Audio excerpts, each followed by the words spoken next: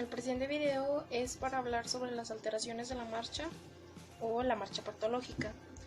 En este caso obtuvimos como paciente a la señora Elizabeth Medina Gallegos con una edad de 67 años y con diagnóstico de goniartrosis en la pierna derecha.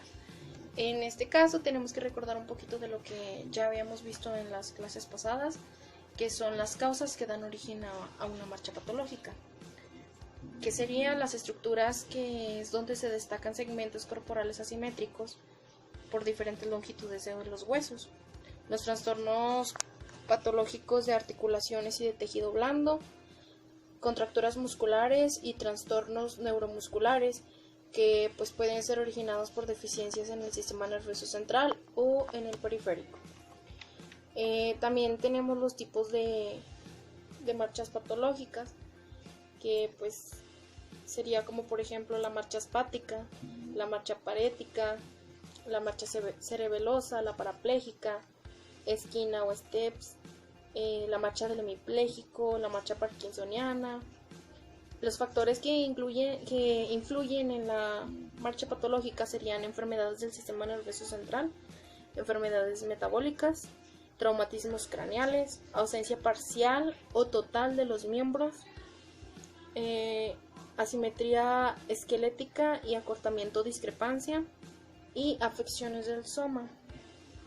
Una marcha funcional, en este caso, sería una marcha en la que el paciente pueda desplazarse con la mayor economía de esfuerzo, o sea que no se sienta esforzado el paciente en este caso para caminar, que conserve rasgos estéticos, es decir, que la marcha sea estética, acorde con su patología y secuelas y características. Un examen o exploración para la marcha lo tendríamos en dos variantes, que en este caso la primera variante sería desvestir a nuestro paciente, dejar a nuestro paciente sin ropa y sin calzado. Se debe observar al paciente de frente, del lado y por la parte posterior. Orientarlo a que realice una marcha en todas las direcciones, frente, atrás, a un lado, al otro, para ver más o menos lo que se está tratando de identificar, saber si su marcha es una marcha funcional o es una marcha patológica. Después tenemos que hay aspectos fundamentales a observar. Por ejemplo, sería que el desplazamiento no sea obstaculizado o no haya pérdida de equilibrio, es decir, que nuestro paciente no se vaya para los laditos, la presencia de la rigidez o espasticidad, determinar si existe simetría en los movimientos, observar la amplitud y el ritmo de los desplazamientos verticales y laterales del cuerpo, o sea que no se nos vaya mucho de lado.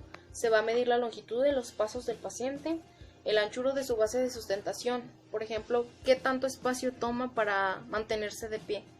Se observarán los movimientos de la cadera, la rodilla y el tobillo como principales articulaciones en la marcha. En este último, durante el apoyo se va a observar la flexión y en el impulso, la extensión. Para preparar el paso siguiente, se van a observar los movimientos de cabeza, miembros superiores, cintura escapular, columna vertebral, cintura pélvica, rodillas, tobillos y pies. Como segunda variante tendremos el examen de postura y de marcha, es decir, la postura va a comenzar que la cabeza y las extremidades del tronco, va a comenzar la postura de la cabeza, de las extremidades y del tronco. Va a ser bipedestación con base espontánea, bipedestación con pies juntos. Después esto nos va a dar a maniobras especiales. ¿Qué quiere decir? Que va a haber, por ejemplo, la maniobra de Romberg, que es el pequeño empujón que se le da en el esternón, la maniobra del empujón y el levantarse de una silla solo y sin apoyo. La silla no tiene que tener respaldo en la espalda, pero no respaldo para los brazos. Después sigue un examen articular motor y sensitivo, que sería de cúbito, que es movilización articular pasiva para masa muscular, tono, fuerza, movimientos del tronco, darse una vuelta de 360 grados, reflejos profundos y maniobra de talón y rodilla, para después darnos la marcha, que en la marcha se va a identificar el inicio, que no tambalee al comenzar la marcha, que no sienta miedo de comenzar la marcha, la longitud del paso, es decir, qué tan largo o qué tan corto nos está dando el paso el paciente, la separación del pie del suelo, es decir, la elevación, el balanceo de miembros superiores, porque si hemos notado en los pacientes buenos es igual, va el pie izquierdo, va la mano derecha, o sea, es contrario, y la marcha en tándem. Después tenemos los objetivos de la deambulación, que estos serían la corrección de la postura, que puedan mantener el equilibrio solos, fortalezcan el tronco, y se le va a devolver al paciente poco a poco la posición de la bipedestación.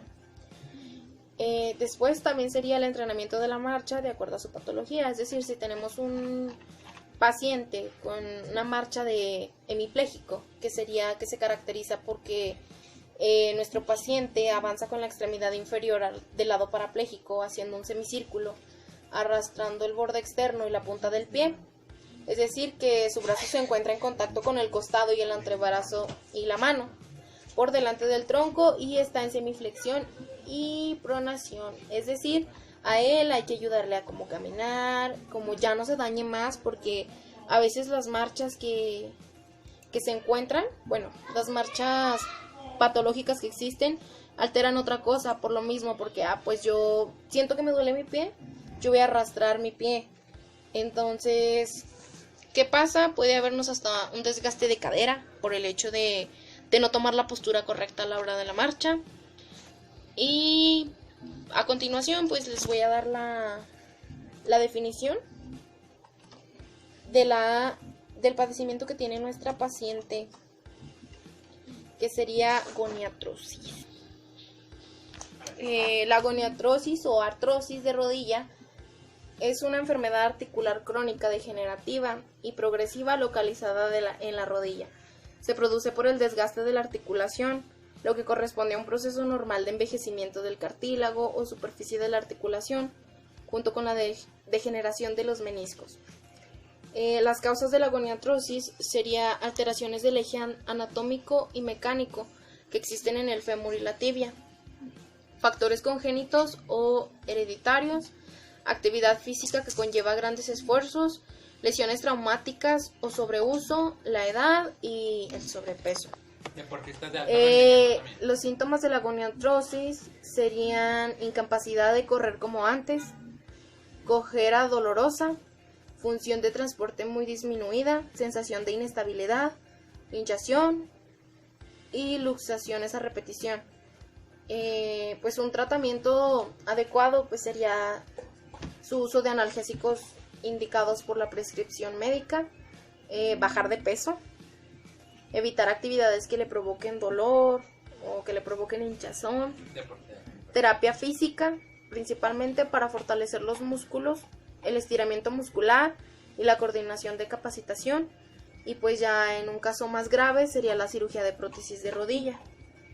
Una prevención clara para la goniartrosis es que es recomendable llevar una dieta sana y equilibrada, realizar ejercicio físico moderado, evitar la obesidad, limitar los esfuerzos físicos intensos, cuidarse las rodillas cuando se realizan deportes de contacto como el fútbol o alguna otra, realizarse un control médico anual para estar verificando el estado de la rodilla, especialmente en adultos mayores, o sea, en pacientes geriátricos.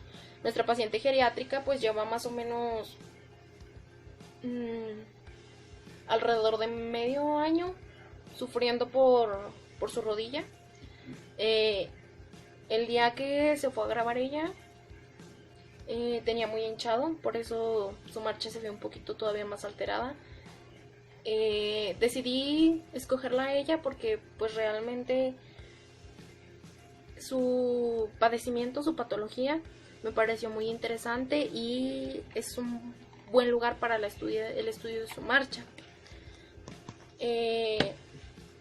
Así que pues espero que disfruten del video y les sirva de algo la información que les he brindado. Igual no es tal vez no es muy nutritiva la información, pero espero que les sirva y que disfruten mucho del video. Sí. Ya voy perdido, ¿eh? Ya, De regreso.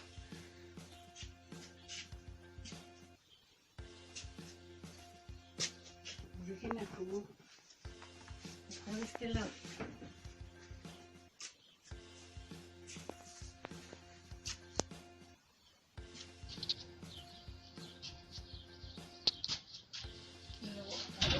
Como acá de este lado. Sí. Me voy